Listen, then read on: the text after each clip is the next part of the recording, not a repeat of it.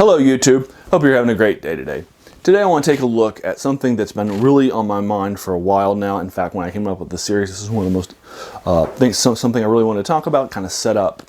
What I believe is that Conan the Barbarian is a character and a mythos that was created by Robert E. Howard that really speaks to the modern American person, particularly America in the last 20 years or so.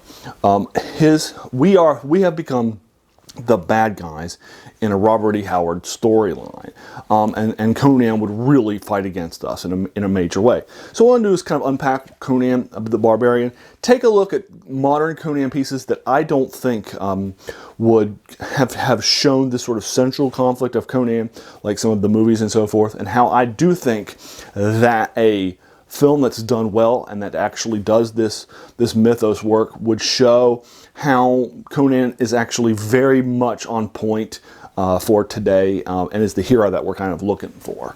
So let's take a look at that. First of all, Conan the Barbarian, as a reminder, was created by Robert E. Howard. Robert E. Howard was a prolific writer who wrote many different characters in the 20s and 30s. Conan the Barbarian is probably his most well-known one, although several other have survived, like Solomon Kane is somebody who's read Call the Conqueror. It's also somebody you may have heard of if you follow some of the pulps and such. So there are a number of other characters that he created, but Conan the Barbarian is certainly his most enduring legacy.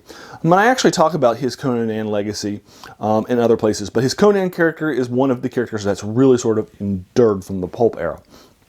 He wrote a ton of short stories, and a couple that were kind of novella-length stories that he wrote for Conan, as well as he had a number of other similar characters that were sort of in that context.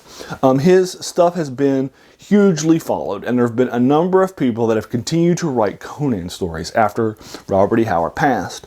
Some people have written novels. There's been huge lines of comics initially published by Marvel. There were up to 4 lines of Conan comics that got published, from Savage Sword of Conan to Conan the Barbarian to Conan the King, and so forth. He's also been picked up by other comic lines since then. Roy Thomas was famous for rebooting him with Marvel as a character, and then Kurt Busiek did the same thing over for an independent comic company too. In fact, if you look at my shelf, you will sometimes see a number of Conan comics up here on my shelf. If you have sometimes, zoomed in or taken a look to see of my background, you'll see that I have a ton of Conan stuff. I love Conan. He is definitely a strong character. But the problem is that many people who have written Conan in a modern context, whether it's a video game or a comic or a movie, have done so, in my opinion, poorly, because they have not shown the central conflict, the central thing that makes Conan tick as a character.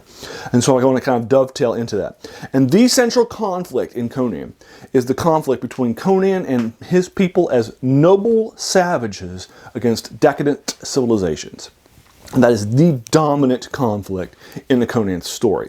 And while there are certainly some stories out there where Conan may be in the wilderness, just fighting some bad guy or something like that, and in fact my favorite Conan story, Beyond the Black River, is one in which he actually is on the wilderness, and he's actually fighting against a tribe of savages that aren't noble at all, but are the exact opposite. They're very evil.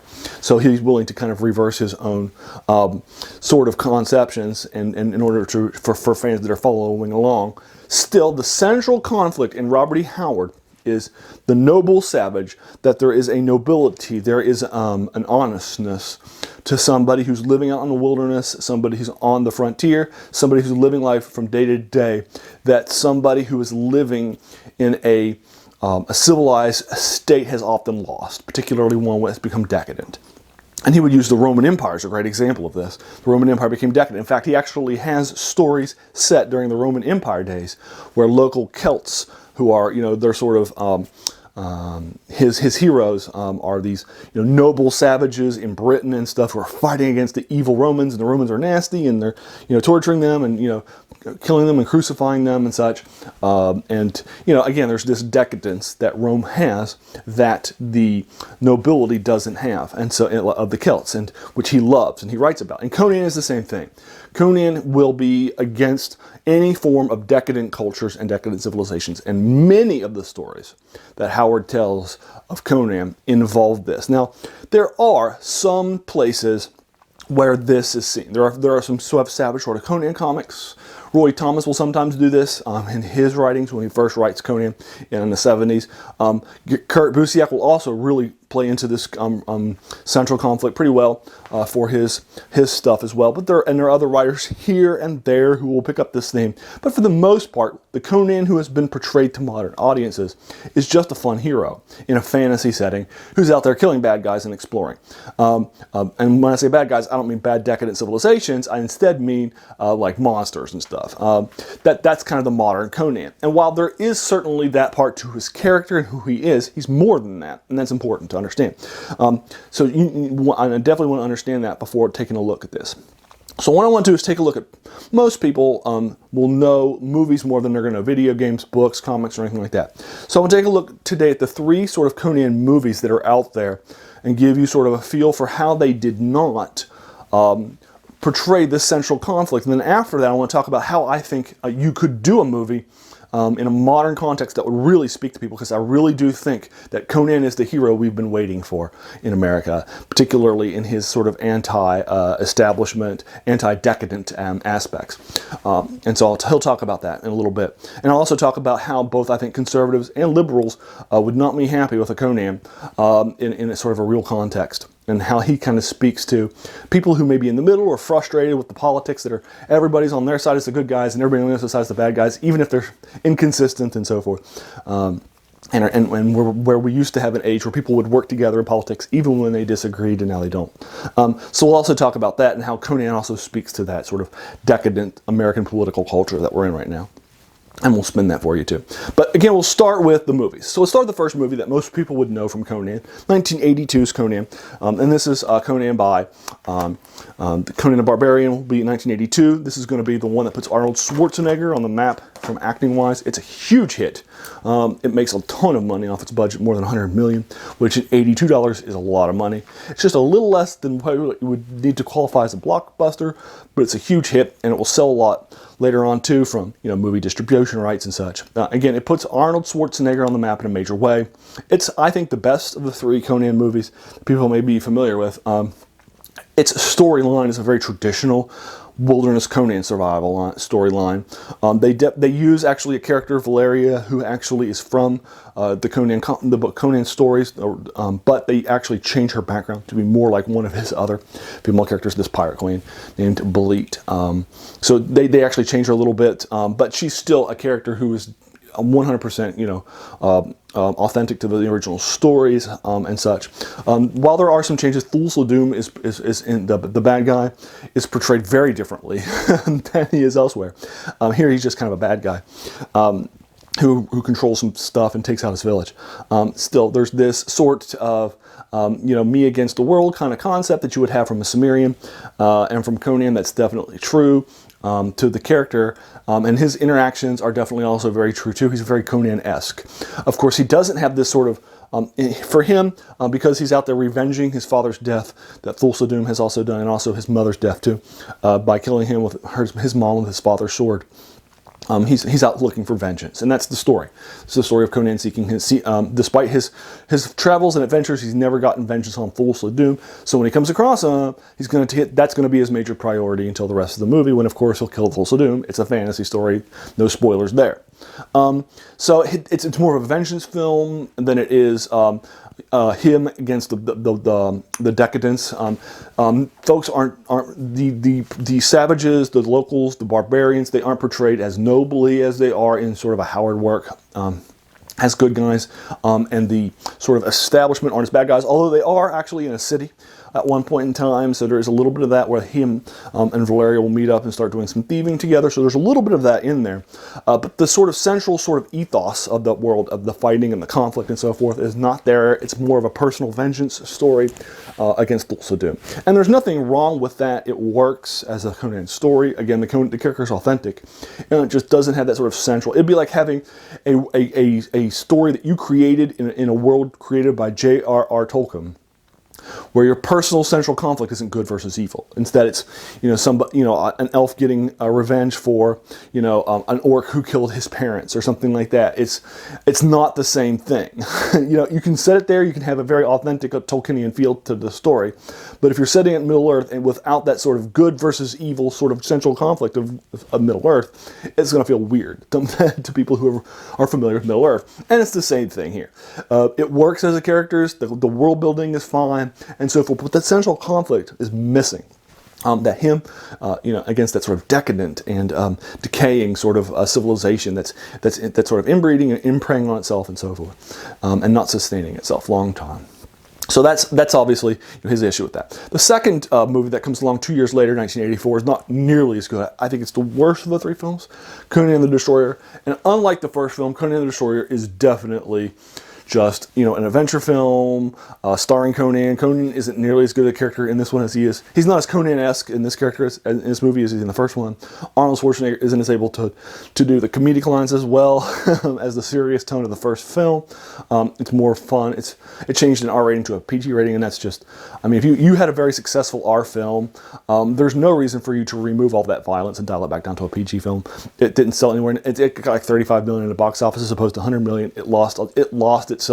In fact, the people who wrote the script kind of said, nah, distanced themselves, and they would actually publish a graphic novel, taking their script and putting it into a graphic novel form, which was much better than the film. It's just not a good film. It also doesn't have the central conflict to it either. Instead, they're out there trying to find this horn so they can restore this fallen god. The god is restored without the sacrifice of the person that they were intending to do so, and then they kill the fallen god named Dagoth, and then that's it. End of story.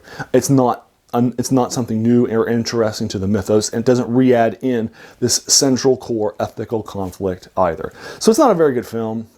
And again, it doesn't add that central conflict. And again, without that conflict in it, if you had had a bad film, but you had your central conflict coming back, then that would have made sense. You do have some of that intention. You can see that sort of decadence that you see that I'm talking about with the characters. You can see the queen and her willingness to sacrifice the princess in order to bring back, I certainly wouldn't want to sacrifice my children to bring back a god and so forth. She's willing to do anything she can. She'll try to seduce Conan. She'll try to try to kill Conan. She actually has one of her people who's out there to help protect Conan up until they find the item they're searching for. And then as soon as they do, her person tries to kill them and so forth, and then kidnaps her princess and brings them back. So there's all this sort of betrayal and darkness and so forth that's happening. So you can certainly see that sort of decadence from that sort of culture, civilization, but it's not something that the movie portrays as this is what civilization is like. They feed on themselves. They are wrong. They are decadent. There's a wrongness to them. Instead, it's just this particular person, there's no specific sort of line or context or world building that shows that this is what civilizations are like.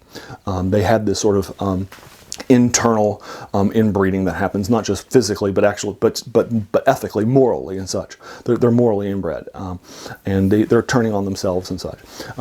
So you do see that a little bit here in terms of the bad guys and a little bit of world building, but it's not the central theme, and Conan isn't shown as the good savage who's fighting against this either.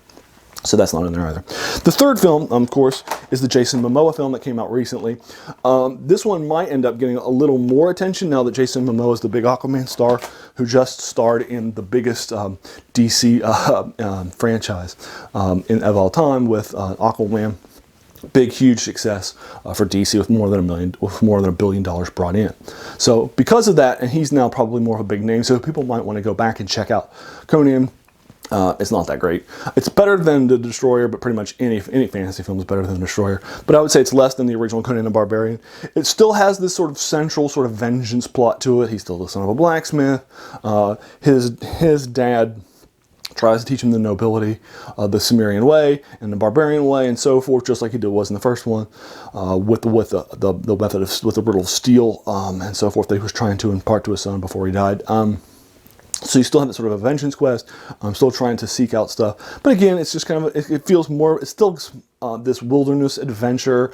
There are these necromancers out there who have to sacrifice the last pure necromancer, who happens to be this beautiful woman, and so forth. So there's still kind of a sacrifice concept and such that's happening for this person who's running around seeking these different things, and then when he puts them together, you sacrifice this to the power, you take up the power, and you'll become this major, more than just a general or a warlord, but you'll become this huge power. So there's still this decadence that's happening, and Conan's fighting against it. So it's there under the scenes, but it's not something that really sort of comes up and sort of, again, is really sort of mentioned and put in the forefront. And again, this is who Conan is. He is out there fighting the good fight for nobilities and noble savages, and barbarians and such, against the sort of evil, decadent civilizations. That's why he will ultimately want to become a king, is because he wants to do it from the inside out, and because it wasn't working, and so forth. So there are all these different reasons that Conan wants to fight the good fight for him, as Robert E. Howard would write it. That just in the Momoa Conan the Barbarian in 2011. You don't see him as much, but that's fine. That's who he is, and it's okay. But again, it's not as great as you might have hoped it would be in a modern retelling. So now it's also, again, not in a lot of the video games, comics, and such. So now let's talk. What I want to do now is kind of unpack how you see that sort of concept, how I think it would speak to a modern audience, how we in America today are definitely the decadent civilization that Conan would hate and that Robert E. Howard would hate. He also didn't like living 100 years ago, and 100 years ago is a lot more civil than today, in Robert E. Howard's eyes. He thought that he said that he was probably a person born out of time and should have been born a lot earlier. So taking Robert E. Howard, who H.P. Lovecraft he nicknamed him Two Gun Bob, so I'm going to call him that probably for the rest of the story, for the rest of this video. But Two Gun Bob out there was very much a fan of understanding that there's a nobility to, and so he would write, these noble Indians from our Native Americans and such, in his stories against the cowboys and such, and many others. So he would regularly write these sort of outsider, identified with them and made them and cast them as more noble in his writings and so forth, because he believed that they were more noble than the people they were fighting against. You oftentimes will find out who you are as a person by who you're fighting against, and how you fight when you fight them. When you're pushed up against the wall, who are you? And Robert E. Howard believed that fighting, combat, and war is how we find out who we really are. So again, this is one of the reasons why he would be very much not a fan of modern American society at all. And Conan the Barbarian, as his creation, would also not be a fan of American at all. So it's I want to kind of unpack that a little bit for you. In Robert E. Howard's world, and in Conan the Barbarian sort of viewpoint of how he's originally written, there is a civilization has a decadence to it that allows it to do things that are very much improper and immoral and unethical, and it's able to get away with it by hiding behind the rules of society. That's the central issue that's at heart with Conan. It hides behind the rules and the laws of society, which lets it do things and get away with all these sort of evil and unethical things. So for example, here's just an obvious example. In Conan's time, if I were a member of a kingdom where you weren't allowed to just punch somebody or take somebody out for saying something, right? And there was some sort of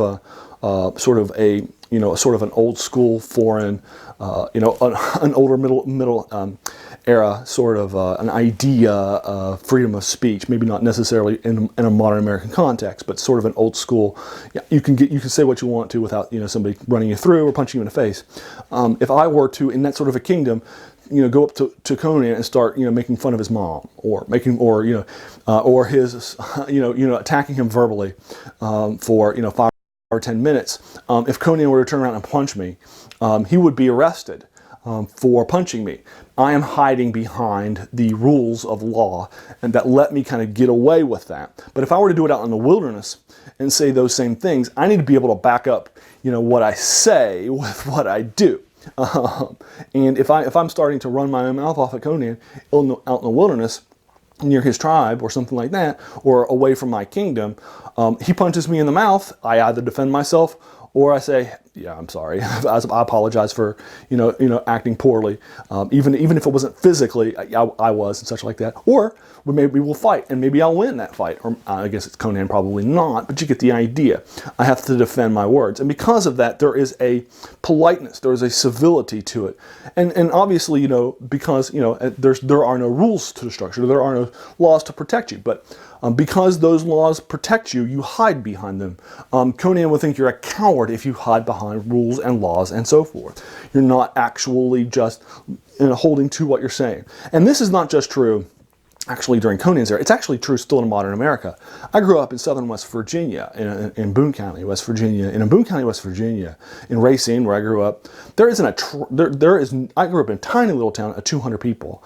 There isn't even enough of a population to have a traffic stoplight within a half an hour direction north, south, or west.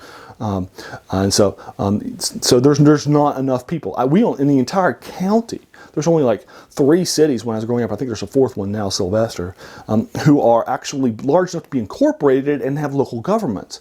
We were half an hour away from a county sheriff office. If you needed a county sheriff, it could be hours before they would respond.